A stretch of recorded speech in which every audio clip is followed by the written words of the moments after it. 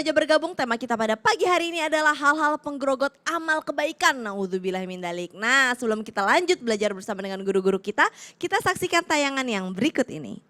Oknum aparatur sipil negara atau ASN di Bengkulu digerebek oleh suaminya sedang bersama dengan pria lain pada Kamis 2 Maret 2023. Pergi tuh kemana-mana gitu. Kadang aku mikir ya Allah ini generasi contohnya bagaimana, ya itu kan bukan contoh yang baik tapi diumbar-umbar ya kan, subhanallah. Nah apakah itu salah satu ciri-ciri orang yang udah nggak punya malu menjadi salah satu penggerogot kebaikan? Mohon tausiahnya. Sampai guru Ustaz Maulana Habib Utsman, Caca Frederika serta guru-guru kami yang dimuliakan Allah Subhanahu wa taala, Al-Qur'an surah Al-A'raf ayat 179. أعوذ بالله من الشيطان الرجيم ولقد ذرأنا لجهنم كثيرا من الجن والإنس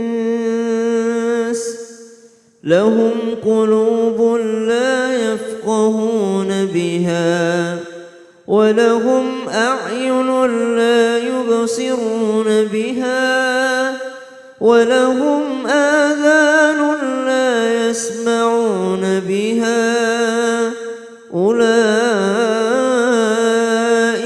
كالأنعام بل هم أضل أولئك هم الغافلون. Kebanyakan daripada penduduk neraka jahanam itu dari golongan jin dan manusia disebabkan karena mereka lahum qulubul la yafqahuna biha. Mereka punya hati tapi tidak berfikir dengan hatinya. Walahum a'yunul la yubsiruna biha. Mereka punya mata tapi tidak mau melihat dengan matanya. Walahum adhanul la yasma'una biha. Mereka punya telinga tapi tidak mau mendengarkan daripada telinganya. Ulaika kal an'ami bal hum adall. Mereka itulah bagaikan binatang ternak, bahkan lebih daripada itu semua. Ulaika humul ghafilun. Maka golongan yang selanjutnya, sesuatu sikap ataupun sifat yang bisa menggerogoti amal kebaikan adalah disebutkan qillatul haya. Apa itu qillatul haya? Adalah sedikitnya daripada rasa malu. Bukankah Nabi SAW mengingatkan, idza lam tastahi faly'amal ma syi'ta.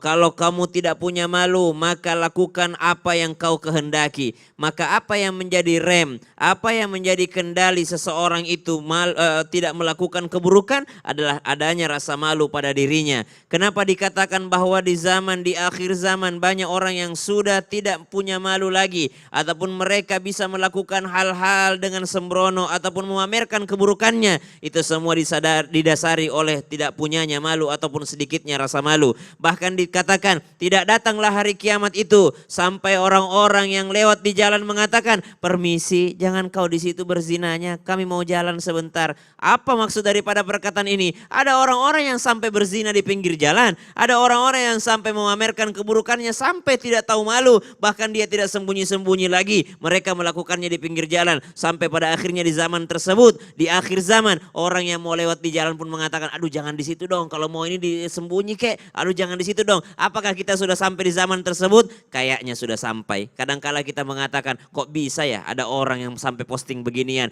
Kita yang harus pandai-pandai melihat apa yang kita lihat. Kenapa? Orang sudah tidak punya malu untuk memamerkan yang sebenarnya hal itu adalah memalukan, tapi karena tidak adanya malu mereka pamerkan hal tersebut. Maka kita katakan, aduh kita yang harus milih-milih apa yang kita lihat karena mereka sudah tidak punya malu untuk memamerkan keburukan. Maka na'udzubillahi min dzalik, daripada qillatul haya ini, daripada sedikitnya rasa malu ini. Bukankah dikatakan al-haya'u minal iman? Rasa malu itu adalah sebahagian daripada keimanan, bahkan sebahagian besar daripada keimanan.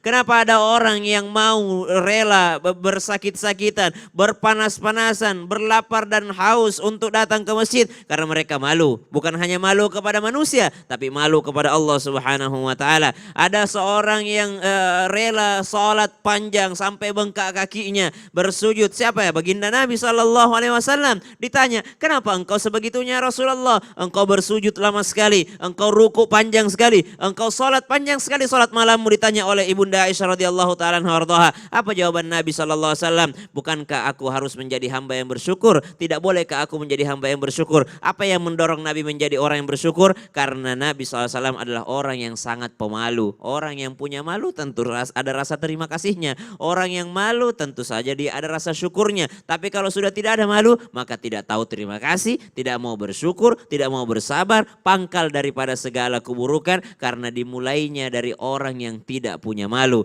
Dia berani memamerkan keburukannya, dia berani tidak terima kasih, dia berani tidak bersyukur. Kenapa? Karena tidak ada malu dalam dirinya. Orang kalau punya rasa malu tuh ya nggak enak kalau nggak terima kasih. Orang kalau punya rasa malu sama Allah, aduh malu kalau nggak sholat. Kenapa? Allah udah kasih semua kok nggak mau sholat. Kalau punya malu sama Allah, dia malu untuk tidak taat sama Allah. Kenapa? Karena Allah sudah kasih semuanya di atas muka bumi ini. Allahu ta'ala Masya alam. Allah. Jadi salah satu cara mendidik anak dengan menanamkan rasa malu itu boleh ya? Iya. Malu seneng banget deh dengernya deh. Pasti jamaah Islam itu yang ada di rumah juga antusias banget dan pengen bertanya kan sama guru-guru kita. Oke deh kalau gitu sekarang kita kasih kesempatan karena sekarang kita masuk ke segmen Tanya Dong Ustadz. Kami semua tanya dong Ustaz. Pertanyaan yang pertama dari Instagram @bagasbagus0765. Assalamualaikum, tanya dong Ustadz, mau bertanya ke Ustadz Maulana. Iya silakan. Sifat hasad paling bahaya karena bisa membuat semua amal kebaikan kita hilang begitu aja. Lalu bagaimana cara menghilangkan sifat hasad yang memang sudah tertanam di tubuh ini? Aduh ngeri banget ya, silahkan Ya, Ustadz. izin Habib dan Ustaz. Berikutnya, yang menggerogoti amal ibadah kita adalah iyakum wal hasada. Di dalam hatinya ada penyakit hasad, dengki, iri. Hati-hati, penyakit dengki, iri, hati atau hasad ini bisa menggerogoti amal ibadah kita. Bahkan bisa menghilangkan bagaikan ada pasir di atas batu. Hati-hati, kalau kena air pasti hilang. Menghilangkan semua amal kebaikan. Kenapa bisa? Kenapa bisa? Kenapa bisa orang yang iri, dengki itu, hasad itu bisa menggerogoti amal? Karena dia sibuk menghitung amal orang, sibuk menghitung hasil kerja orang, sehingga dia tidak ada waktu untuk berbuat kebaikan. Nah, kalau jamaah. Gak ada jamaah di sini ya? Ada, belakang banyak kita. yang nonton banyak Ustadz. Dengerin. Ayo, sibuk bekerja, sibuk beramal, sibuk berbuat. Jangan jadi penonton. Jangan cuma nonton kerjaan orang, kerja ibadah orang. Kerjakan. Makanya pertanyaannya, gimana caranya? Gimana caranya? Ada caranya. Caranya terima takdir ketentuan Allah, lalu ingat kebaikan orang. Ingat kebaikan orang. Ketika kita, wah hebat, kita bisa belajar dari perbuatan baik orang itu. Jadikan pembelajaran, wah bagus banget ya. Diumumin SP aku, kok dia bisa salat, aku bisa tahajud, bisa bernyumbang, aku enggak. Nah itu, jadikan alat pemicu. Jadikan alat pemicu supaya kita bisa berbuat sama dengan dia. Tapi ya, tidak malah menghabiskan waktu untuk mengingat kebaikan orang. Masya Allah, Jadi jadi perbuatannya. ikut berkontribusi. Iya.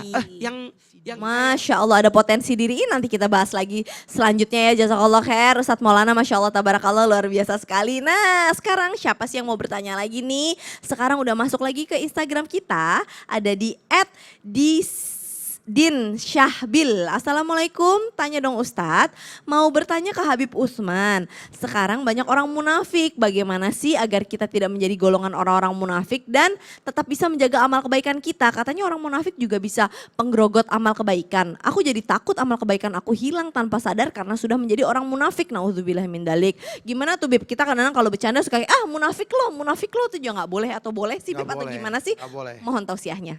Afwan Ustaz Syam, Ustaz Maulana, Caca. Bismillahirrahmanirrahim. Allahumma salli ala Sayyidina Muhammad wa ala ali Sayyidina Muhammad. Ingat, ayatul munafik salasa. Tanda orang munafik itu ada 3. Yang pertama adalah ketika dia berbicara, dia berdusta. Dia ngumpul sama teman-temannya, dia bohong. Dia tidak melakukan tersebut, dia bilang dia melakukan. Dia nggak tahu hukum tersebut tapi pura-pura tahu. Dia nggak pernah baca kitab itu tapi dia ngaku-ngaku dia baca kitab itu. Dia nggak pernah ngerti dengan masalah ini tapi sok ngerti dengan permasalahan tersebut. Dia ngomong sama temannya, merasa lebih hebat, merasa lebih pintar, akhirnya dia bohong. Dia merasa pengen diagul, kalau bahasa orang mana tuh? Bahasa orang Sunda, ya kan? Apa tuh, Beb? Ya itulah pokoknya. Nah, akhirnya apa? Dia bohong. Untuk apa? Untuk menjadikan dia merasa paling hebat di antara teman-temannya. Itu orang munafik. Itu adalah orang munafik. Dan yang kedua, ketika dia berjanji, dia berdusta. Dia janji, dia nggak tepatin janjinya. Dia bohong. Udah berbicaranya dia berdusta, janjinya dia juga bohong. Atau dia tidak menepati daripada janjinya. Oh, besok saya makan bareng dengan dia. Saya janji, tapi nggak jadi. Saya janji mau ngasih uang, dia tidak berikan uangnya. Saya janji mau sedekah, dia tidak bersedekah. Saya janji besok akan datang, dia tidak datang. Saya janji besok akan melakukan hal tersebut, dia tidak melakukan hal tersebut. Itu orang munafik. Janjinya dia tidak tepati. Itu orang munafik. Jangan sampai kita menjadi manusia yang munafik.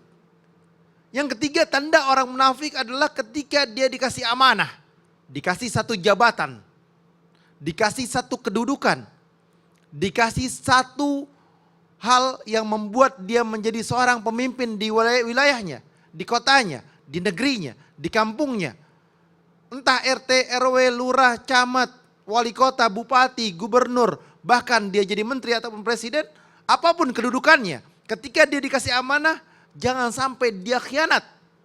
Karena kalau dia khianat, dia munafik.